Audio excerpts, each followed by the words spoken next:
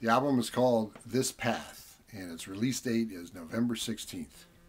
I have a CD party at Jimmy Mac's on Friday, November 26th. Why did you call it This Path? The path I'm referring to is the path of my life. It's been an unusual path, hitting both coasts and going out of the country even, but this is the path that I am following as a human being. Huh. And why two trios? Well, I love the playing of each drummer and each bass player, as well as the percussionist. And so I felt that I could actually, take advantage of their styles by recording with two different trios. So this really is Gordon Lee Trios on this record. And how would you describe those two styles? Wow. Well, I love the way Ron Steen plays a boogaloo. I love the way Carlton Jackson plays 6/8.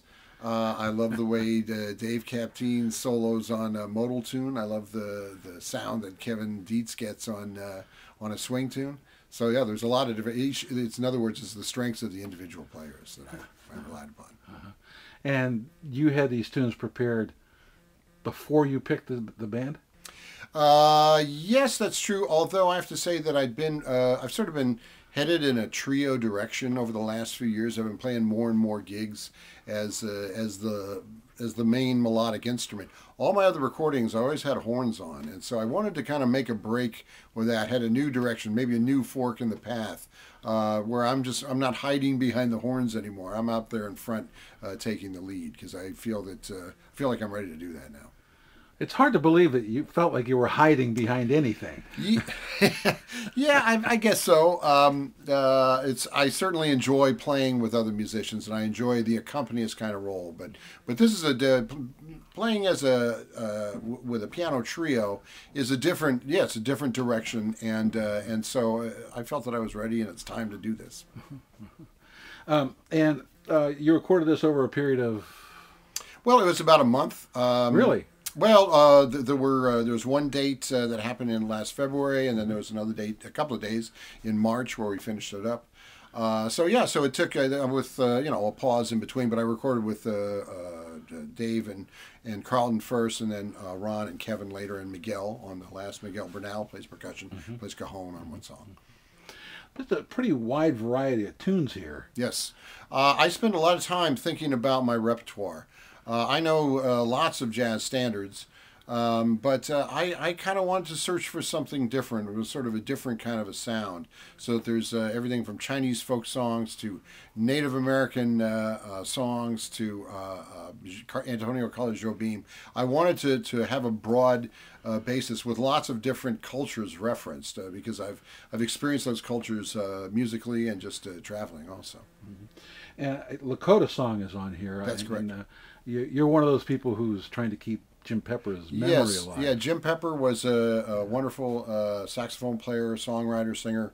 He was an American Indian, and I worked with him for 14 years, off and on, but mostly on, and played with him all over the world. And I have to say that he was my most profound musical influence of all the thousands of musicians I've known. I think that he taught me some values that were very important. For instance? So that every time you play, you have to play from your soul. You have to play from the bottom of your soul. Now, it is true that over the years I've played some gigs where, it was more about the money than about the soul. But I think that that's sort of a change of direction that I'm taking by following this path. I'm not interested in doing those kinds of gigs anymore.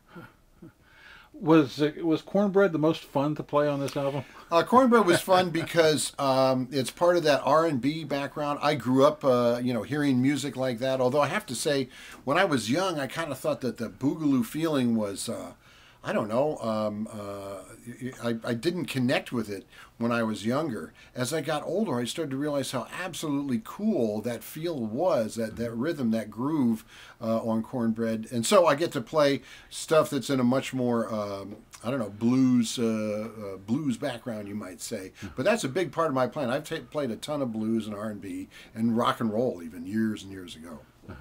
And then there are your compositions, and how are your compositions evolving? Well, I'm trying to. It's interesting.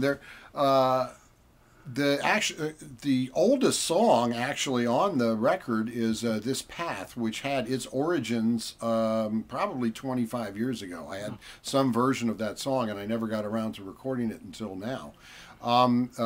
Frankly, the harmonies, the cycle of harmonies, is quite a bit more difficult on that than some of my newer stuff. In other words, I'd rather focus on stuff where the players don't have to concentrate so hard, knowing, oh, this complex chord and this complex scale. So I like to write music now where there may be complexity in the melody itself or in the basic composition, but for soloing, it's a lot easier. And therefore a lot more fun, I think, to play on. So there's a very technical way I can say that the music has changed. The tune is on here. Right. And the album is named This Path. That's right, exactly. What does that say? Well, I think that maybe I had some inclination of where I was going even 25 years ago, back when I was playing maybe some gigs which were just about, well, I got to pay the rent somehow, so I'm going to take this gig. But I think a lot of musicians do that. Shall we listen to that? Sure.